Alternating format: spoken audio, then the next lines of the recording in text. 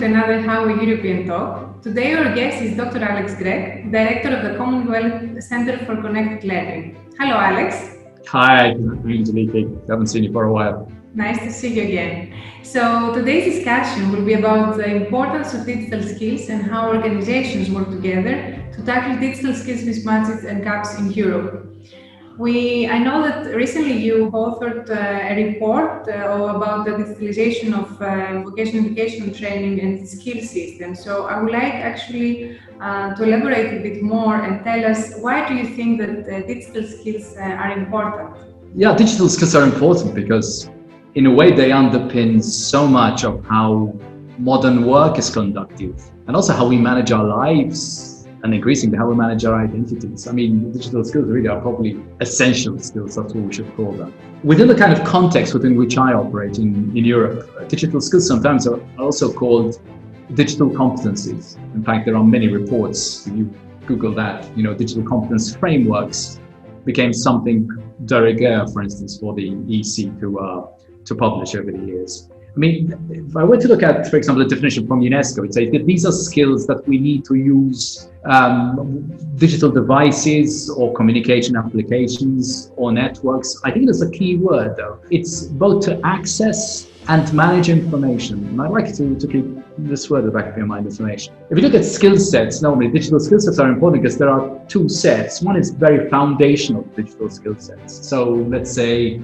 it's the ability to use the technology, to navigate the internet, to communicate properly like we're trying to do here online. Also to handle information and contact, to stay safe online, and also to operate legally. Then, and I think the more interesting ones are these advanced skills, which is about creating and sharing content on social media, which gets us into things like social media marketing, the whole world of influencers, the whole world of user experiences, AI, all the way to critical approaches to understanding how information is dependent on the rules of the social media platform of choice. And again, this brings in issues of identity and also well-being. I mean, what we need to remember is that we live in a digitally connected world, okay? So information has long been transformed, converted in a way from a physical to a digital format.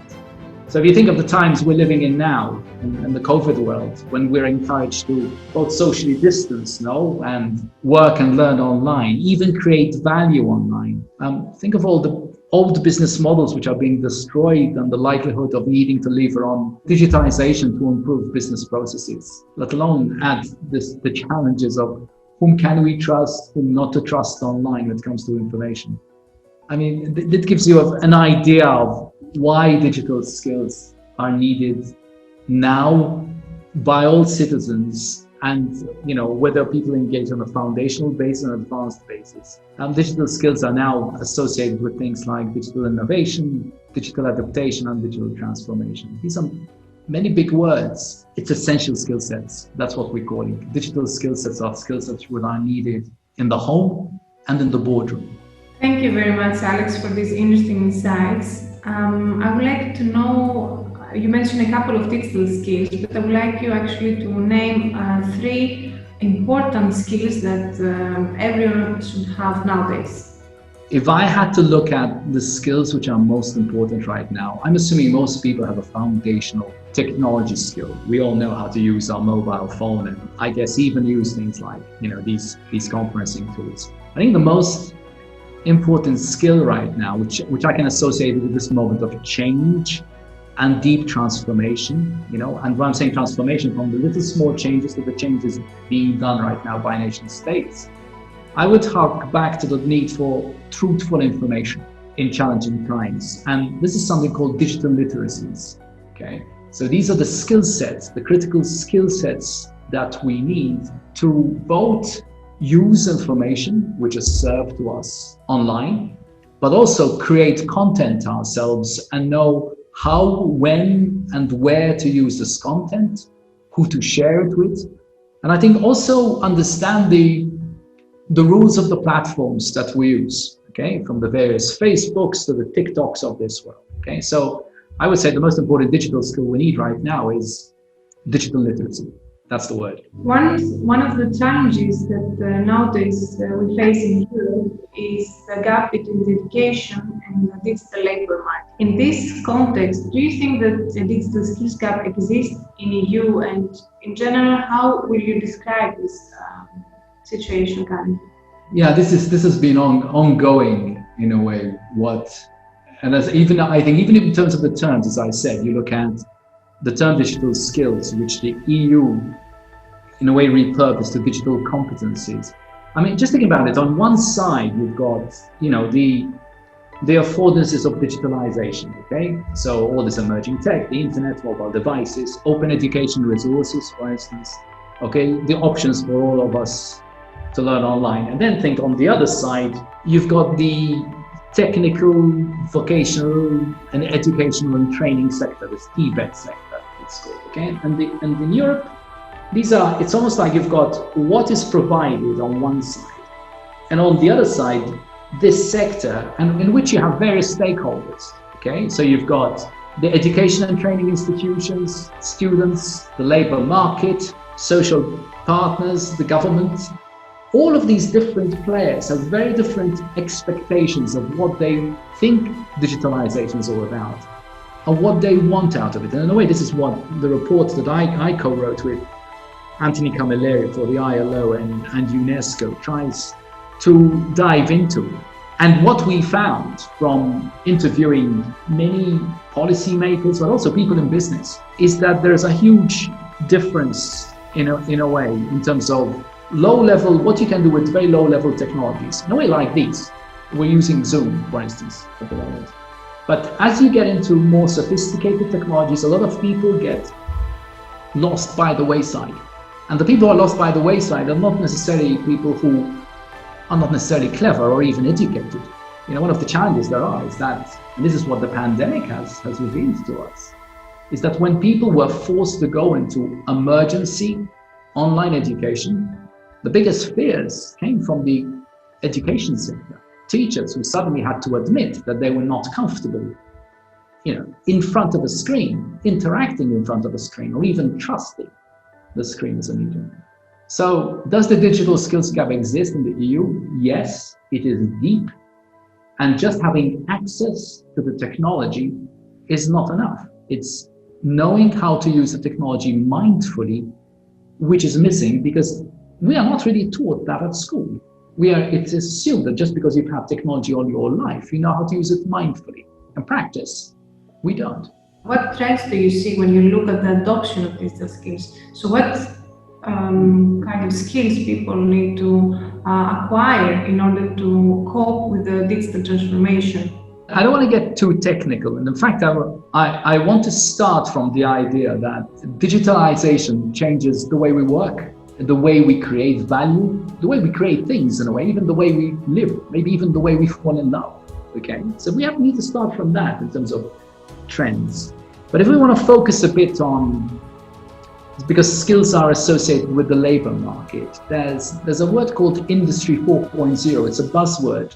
And what it really relates to is that we are living in this age where there is this convergence of the physical, digital, and biological worlds as a result of these disruptive technologies, some of them mundane, some of them very sophisticated.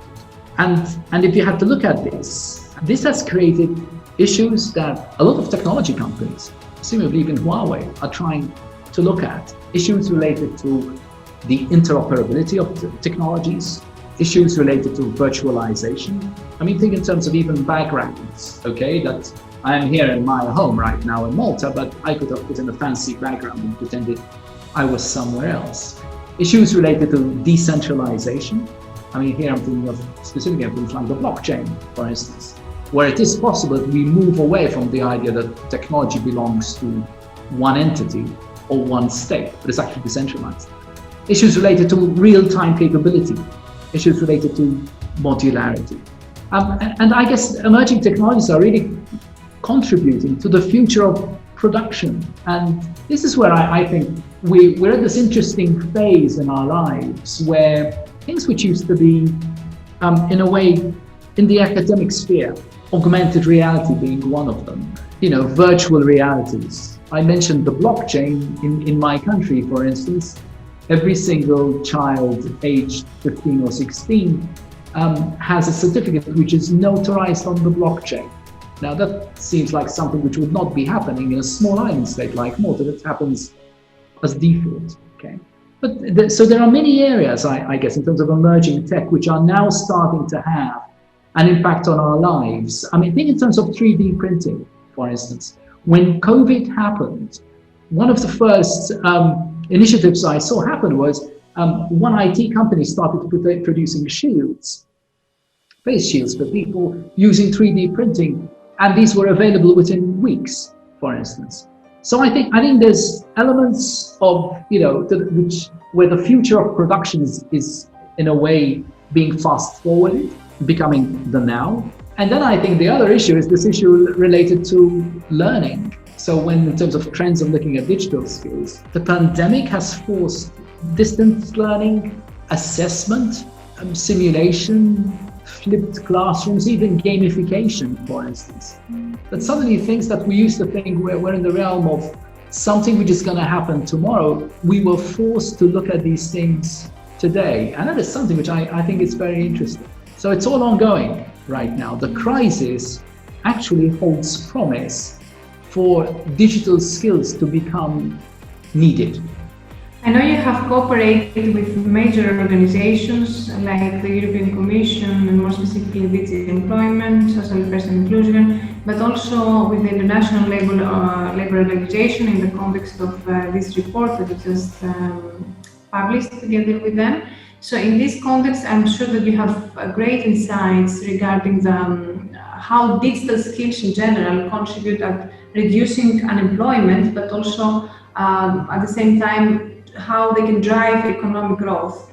If you can please just tell us a bit more about your opinion on this. I think, Angeliki, we're going to have to also rethink the whole issue of unemployment because of what's happened and is still happening in 2020 and will happen in 2021 because of the pandemic. There are many people who have been laid off or furloughed who have had skills which were very useful before the pandemic hit. Think in terms of people who are operating in the travel sector, in the tourism sector, and the hospitality sector. So people who are in huge demand before March, okay, and suddenly find themselves unemployed at home because the bars are closed, because the restaurants are closed, or because the social distancing. So let's look at unemployment within that kind of sphere, I think. So I think we now need to focus on giving people the skill sets that the market needs now. And the market now is increasingly online. Now, you can't travel virtually, can you? I miss the fact that I can't go to Rome and have a Prosecco in a square. I can't replicate that. But one of the things which people are trying to do, for instance, and I've observed, is that they've been looking at cities, small cities, for instance, and using things like Google Maps and getting people to, and there's this project called Skills Lab, for instance, which is based in Holland, where they're trying to get data from people from a user-generated perspective and submitting the skills and say, I know how to teach English, I know how to teach French, even though I used to be in the whatever it is sector, okay? Or I'm prepared to deliver food online to someone. So there's a huge, in a way, rush right now to use the technologies which are available, or even workable technologies like the blockchain, to try and get supply to meet demand. If we had to think of the jobs now that we need to pull away slightly from the pandemic. We need to think in terms of digital acceleration. So we need to now start to invest in new skills which will create these new jobs, okay? In the same way that policymakers, need to work on adapting themselves to the new digital by coming up with new regulations and new policies. I think we're going to have to get very pragmatic, specifically in terms of the education sector now, which is where I continue to operate. The old world of bricks and mortar education is in trouble right now. In the US, you have organizations where They're already trying to figure out what to do with the real estate. Some universities have opened and had to close immediately. What do you do now with this notion of education? Is education going to remain online? If it's going to remain online, what skill sets do educators and learners need to learn quickly? Okay, and when I'm saying quickly, it means there are graduates coming out right now into the labor market and wondering if they're going to be unemployed, knowing quite a lot about how new media works and how social media marketing works. Are those skill sets which are needed right now? I think we're going to have to look at education increasingly within the lifelong learning paradigm, rather than just you go to a university, you get a degree, you're out and there's a job waiting for you. That job might not be waiting for you, even if, say, you've been in the tourism sector or in tourism school for the last 5 years. Okay, so it's a roundabout answer to your question. We now are in emergency unemployment mode. It's not, the world is not going to go back to the way it used to be. It doesn't necessarily mean it's going to be a terrible world from 2022 onwards. We need to prepare now. Investing in every citizen's digital skill set is a must right now, because the world is going to increasingly turn to digital as opposed to the old physical, I'm afraid. Well, it's been great having you as a guest on our Huawei European Talks today, Alex. Thank you so much for joining us. Thank you. It's good to see you.